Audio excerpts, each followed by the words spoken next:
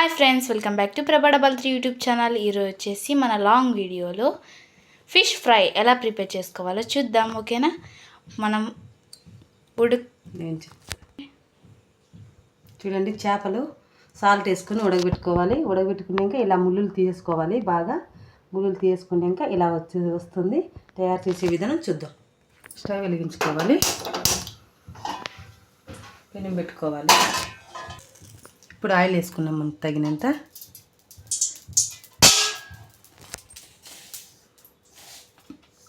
Oil heat అయినాక కొన్ని ఆవాలు వేసుకున్నాం. ఇప్పుడు ఎర్రగడ్డ వేసుకోవాలి. ఒకటి ఇలా చిన్న తరుక్కొని వేసుకోవాలి. అలాగే కరివేపాకు, సాల్ట్ కొంచెం, పసుపు కొంచెం. ఇప్పుడు ఇవి కలుపుకోవాలి. ఇలా బాగా కలుపుకున్నాక వేగనిద్దామండి రెండుసేపు. చూడండి, పచ్చికారము, ఇది పచ్చిమిరపకాయలు, సాల్టు, ఉప్పు, కొబ్బరి దంచుకున్న పేస్ట్. ఇది తెల్లవాయలు ఇది దంచుకున్న పేస్ట్. ఇది తిరువాతలోకి వేసుకోవాలి. వేగినాక వేసుకున్నాక ఒకసారి కలుపుకోవాలి.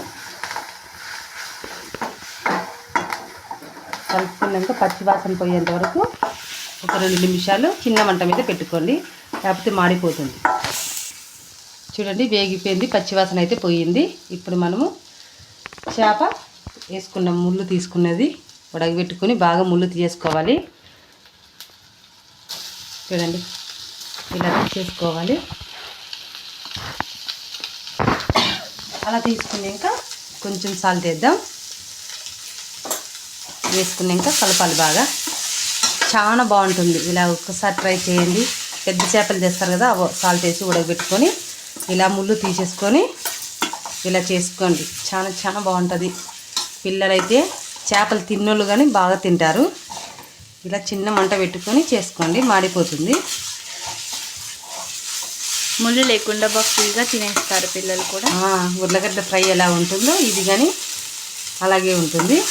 చాలా బాగుంటుంది. ఇలా ట్రై చేసి పిల్లలకి పెట్టండి, మీరు తినండి. ఒకసారి ఎప్పుడు మీరు చేసే విధంగా కాకుండా నా స్టైల్లో మీరు చేయండి. ఒకసారి మీ వాళ్ళకి అందరికీ ఎలా నచ్చుతాయి చూడండి. నచ్చితే మళ్ళీ చేసుకోండి. 1 నిమిషం అలాగే పెడదాము, పచ్చివాసన పోని.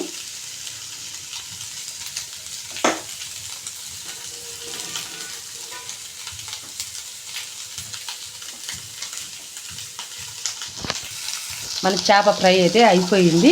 ఇప్పుడు ఒక గిన్నెలోకి తీసేసుకున్నాము. చూడండి, అయిపోయింది. స్టవ్ ఆఫ్ చేసుకున్నాం. చూడండి ఫ్రెండ్స్, మన స్పైసీ ఫిష్ ఫ్రై అయితే రెడీ అయిపోయింది. మీరు కూడా ఇలా ట్రై చేసి ఎలా వచ్చిందో కామెంట్ చేయండి. ఓకేనా? Thank you for watching. Please like and subscribe. Bye friends.